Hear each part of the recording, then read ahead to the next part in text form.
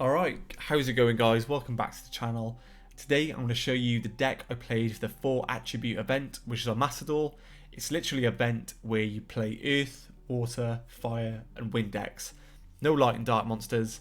And yeah, this is literally the deck I played. It's a Salamangreat, Cybers, Heat Soul Turbo deck. And it worked pretty well. I maxed out the event. I think the deck was fine. I had no issues sort of maxing out the ladder. I think the most popular decks were Lureless decks, and I played the mirror match a few times. What else was there? I saw some Mermail as well on ladder.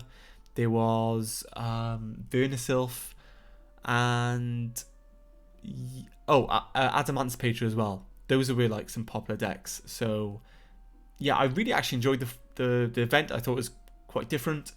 I saw Fire and I was like, Heat Soul's a thing, what Cybers monsters have we got? And then I was like, oh yeah, Salad's all fire. So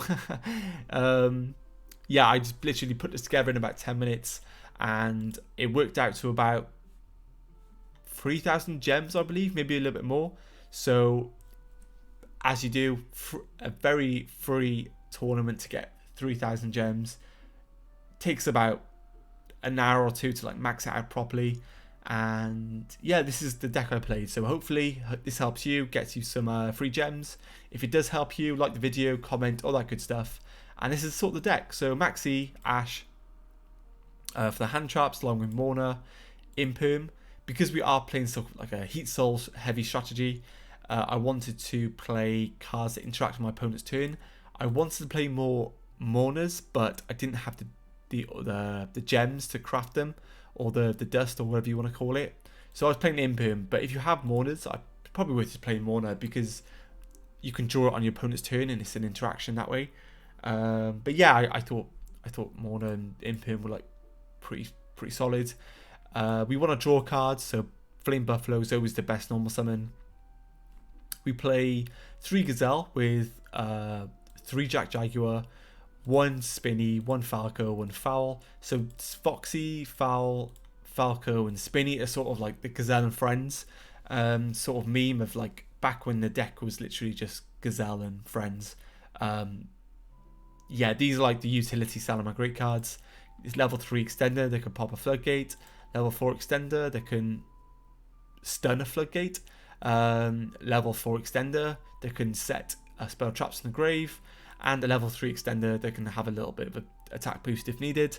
And then Jaguar is always the best one because it's a 1 card Heat Soul, as well as Gazelle, of course, which is a level 3 extender and a 1 card Heat Soul as well. So yeah, quite a few normal summons in the deck, but I think you kind of need it in this because 1 card gets you so much, especially when we're playing cards like Parallax Seed. So ideally in this deck you want to make Heat Soul, Baguska, hand traps. That is literally it. So yeah, it's really straightforward. Desire is hidden here for consistency. 2 Signet Mining, don't think you need the 3rd one because we're playing 3 Circle. 2 Talents, so this was a flex spot. I was going to play Droplet because how impactful it is, and the Lureless cards are quite annoying, so it's probably decent to have like an out to even negate balls or cards that are chainable to make them like unaffected. So I think talents could potentially be droplets in the future. 2 call by because it's call by, 1 cross out because we play Maxi, Ash, we play all the common hand traps. Maybe if I were to play more Morna, I'd play 1 Impermanence just as a cross out target. Although I don't think this deck struggles against Impermanence. I got Impermed twice in one of my matches. And I literally just made a Heat Soul through it and drew 2 cards. So yeah, deck's like uber consistent, very linear game plan, and yeah, I think it's probably one of the better decks to pick up if you want to get some free gems. Also, it's very cheap to structure deck in the game, so don't forget that. For the extra deck, we have Stalio, Baguska. I made Stalio actually quite a bit to just bounce some like problem monsters. I think someone summoned a Chenging on me, and I just made Stalio, bounced it, and it was like fine. Baylinks, you probably play 2 to be fair, but I 3rd one because sometimes you want to play a Salamangreat deck, especially like turn 3-4. You can start doing Reconnect Helios to shuffle back your opponent's back row and like attack over problematic stuff as well. So yeah, I think 3 was fine. Update Jammer, could probably play another one of this if you really want to value just a big pushes for game. If your opponent disrupts you on the first push.